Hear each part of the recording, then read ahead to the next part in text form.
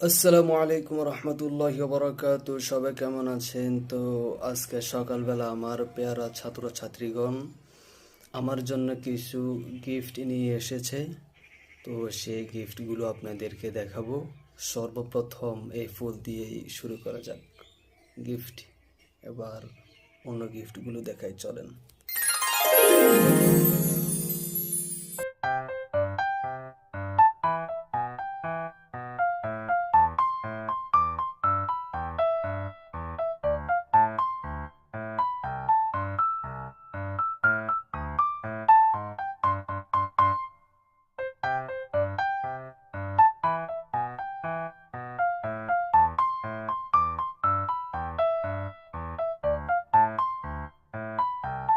তো গিফটগুলো কেমন লাগলো অবশ্যই কমেন্ট করে জানাবেন।